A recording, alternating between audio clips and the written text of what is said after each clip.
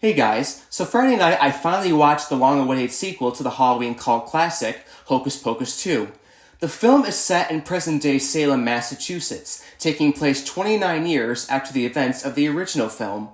While the sequel did not bring the original cast of protagonists, Omari Katz as Max Dennison, Vanessa Shaw as Allison, and Thora Birch as Danny Dennison, Birch was supposed to make an appearance in the sequel but couldn't due to a scheduling conflict.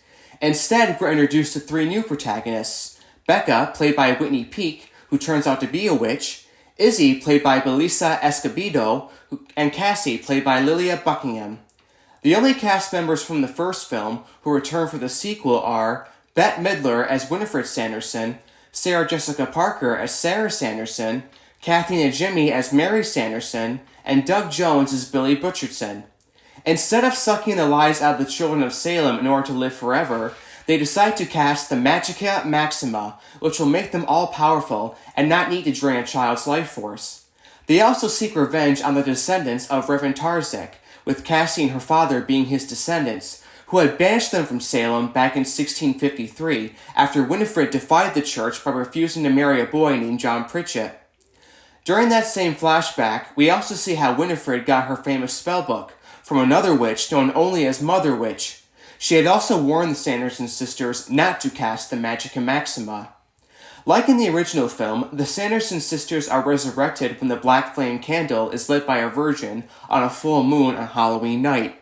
We learn that later that Gilbert, the owner of a local magic shop that was formerly the Sanderson cottage, used Book to make another black flame candle and tricked Becca and Izzy into lighting it. His reason for doing this is because he saw the Sanderson sisters back in 1993 and witnessed their demise. From that night onward, he was in awe of them and sought a way to bring them back. As the film reaches its conclusion, the Sanderson sisters perform the Magica Maxima, which makes Winifred all-powerful, but the consequences of making her all-powerful requires the sacrifices of the two people whom she cares about most in this world, her sisters, whom fade away into dust. Devastated at the loss of her sisters, Winifred begs Becca to reunite her with her sisters, which Becca compassionately does. With that, Winifred also fades away into dust to join her sisters in hell, presumably ending their reign of terror and their story for good. At the end of the film's credits, we see a clip of Gilbert's magic shop and his pet black cat sitting on a shelf next to a box that contains another black flame candle, suggesting that the Sanderson sisters could once again come back.